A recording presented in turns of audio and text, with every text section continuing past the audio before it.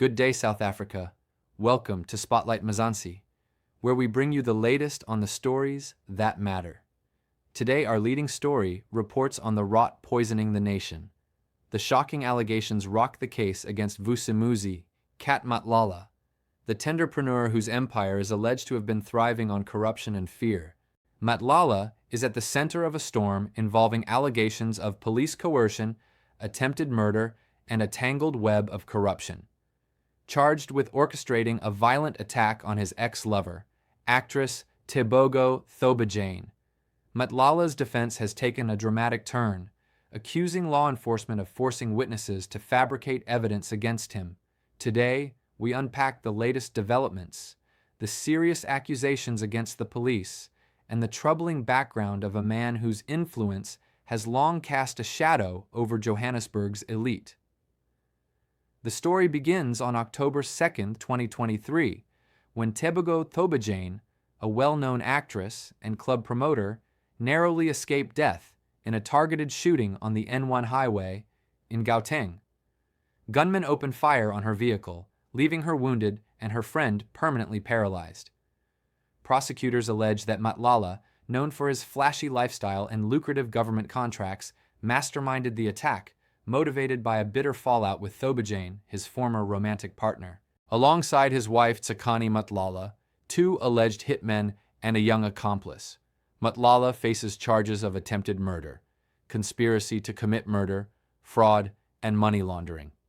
The state claims Matlala funneled 120,000 rand from his company called Medicare 24 to the daughter of one of the hitmen as payment to silence the plot's loose ends.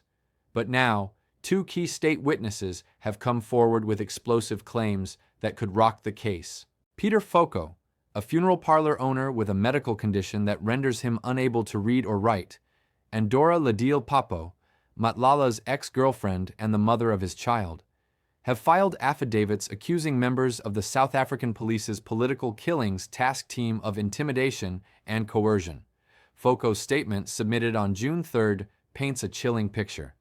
On May 22nd, he claims plainclothes officers in unmarked vehicles, some wearing balaclavas, detained him without warning. According to Foko, an officer named Sithole interrogated him, demanding he confirm pre-written answers implicating Matlala in the Thobejane shooting.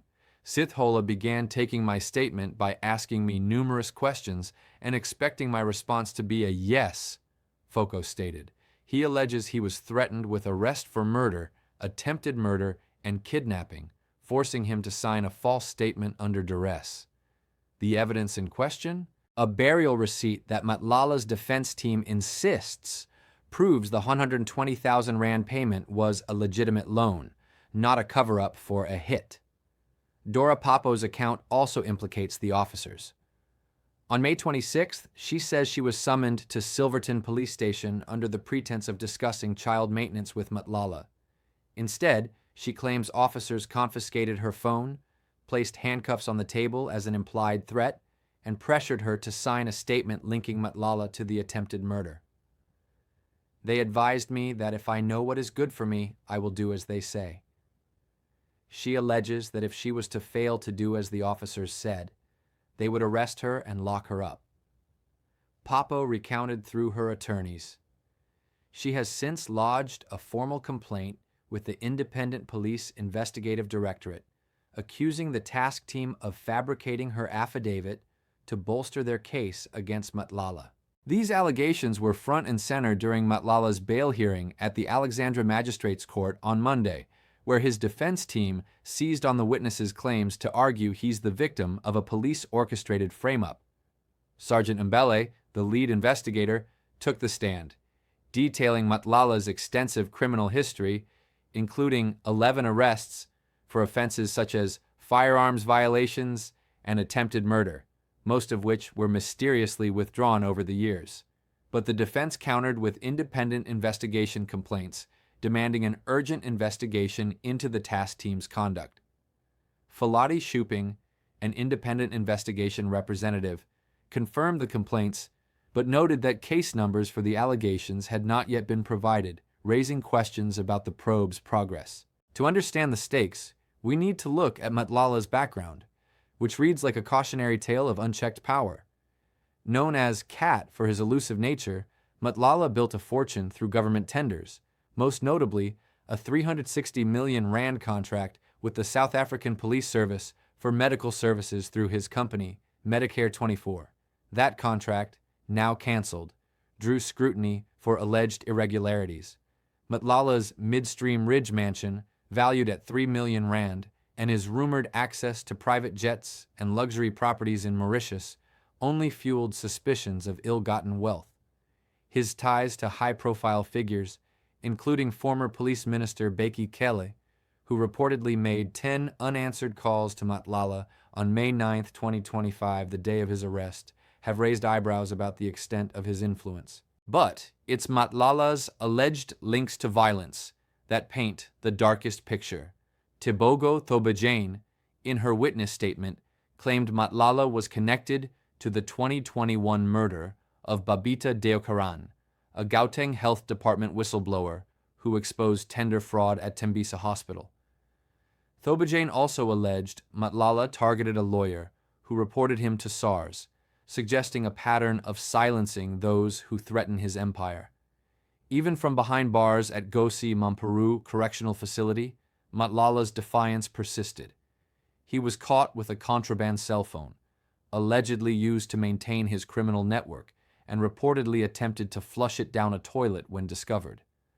The phone's recovery on July 6, 2025, coincided with a bombshell statement from KwaZulu-Natal Police Commissioner Lieutenant General Nalanhla Mkhwanazi, who exposed corruption within the South African police and named Matlala as a key figure. As the bail hearing looms on September 17th, the allegations of police coercion have given Matlala's defense a lifeline, casting doubt on the state's case. Yet the evidence against him remains formidable. WhatsApp messages linking him to the hitmen, proof of suspicious payments, and a fraudulent Eswatini passport under the alias Vusimuzi Dlamini used to evade authorities. Thobejane, now living in hiding abroad, stands as a stark reminder of the human cost of Matlala's alleged crimes. While his legal team spins a tale of a wronged businessman, the state argues he's a flight risk and a danger to society, a man whose charm and connections have kept him one step ahead of justice for too long. Our second story focuses on a landmark ruling in Johannesburg has sent shockwaves through the fight against human trafficking. 7 Chinese nationals convicted of running a brutal trafficking syndicate have each been sentenced to 20 years in prison. The case, involving the exploitation of 91 adults, including 37 children, exposes the dark underbelly of organized crime in South Africa. On September 10, 2025, the South Gauteng High Court delivered justice in a case that has gripped the nation. 7 Chinese nationals were each handed 20-year prison terms for human trafficking, child labor, and a raft of labor law violations. The group faced 160 charges, convicted on 158, stemming from a 2019 raid on their unregistered garment factory, Beautiful City Pitai Launtide, in Village Deep, Johannesburg. The factory, described as a fortress with high walls and razor wire, was a hub of exploitation, where adults and children as young as 15 were subjected to inhumane conditions. Let's go back to how this nightmare unfolded. Between 2017 and 2019, the syndicate smuggled illegal immigrants into South Africa, often packed inside containers, promising them better lives. Instead, victims were locked inside the factory, working grueling hours under armed guard. Court testimony revealed workers were denied freedom of movement, subjected to physical abuse, and paid little to nothing. Children, some just teenagers, toiled alongside adults, sewing cotton sheets in hazardous conditions. The factory failed to register with the Compensation Fund, lacked safety records, and violated South Africa's labor laws by not declaring earnings or maintaining a safe workplace. The operation came to light after a tip-off led to a joint raid on November 12, 2019, by the SAPS Hawks, the Department of Employment and Labor and Home Affairs. What they found was shocking: over 100 illegal immigrants trapped in a cycle of modern slavery. The trial, culminating in a February 25, 2025 conviction, laid bare the syndicate's callous disregard for human rights. Probation officers, presenting pre-sentencing reports on September 4th, rejected alternatives like fines or suspended sentences, citing the severity of the crimes. Two of the accused, Kevin Tsao and Chen Hui, had prior convictions, further justifying the court's hardline stance. Judge Mango, delivering the sentence, ordered the 20-year terms to run concurrently and declared the group unfit to possess firearms. Their company, Beautiful City, was fined 300,000 rand, a symbolic gesture given the scale of their crimes. The case has deeper roots. Human trafficking is a growing scourge in South Africa, a country the government describes as a source, transit, and destination for victims.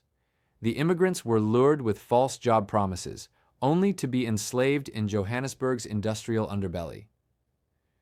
During the trial, it emerged that victims were transported in trucks with no windows. Learning quickly they were prisoners of Beautiful City's brutal regime. The raid not only freed the victims, but exposed a network that thrived on exploiting illegal immigrants, mostly from Malawi and Zimbabwe. The National Prosecuting Authority hailed the sentence as a clear message. South Africa will not tolerate organized exploitation. Drama erupted post-sentencing when Nancy Xiao, identifying herself as the daughter of accused Dai Junying, confronted journalists outside the court. Xiao claimed her mother, an accountant who joined the firm just 3 months prior, was framed, and the real mastermind, a powerful kingpin running gun and trafficking operations, remains at large. She shared a photo and business address of the alleged figure but refused to name him, sparking speculation about the syndicate's wider reach. Dai Junying, the only accused out on bail for medical reasons, now joins her co-accused in custody. Well, this case is totally a lie. The boss, the big boss, is right here in this country running business. And they can't call the boss sent my mother, an innocent man, into prison. She's already 64 years old. Into prison. Nancy, you were talking about this big boss. We heard that was a Mr. Chang who's not in the country. Is that the same person? Where is this big boss now? I tell you what, the real boss, the big boss, the first one, the main one, is right here. And he has a gun-related background in the Chinese community in this country. That is why they always keep silence, because they're afraid they got killed. And then just then tell us, if you say she's not guilty, what has been happening here since 2019? And what happens to the victims that were found at the shop? Are you saying that all of that is not true? What do you understand happened there? In my understanding, those workers, they do treat it badly. But the idea is from the boss, not from these. These are just workers. They may have some power over these workers, but there's a boss there.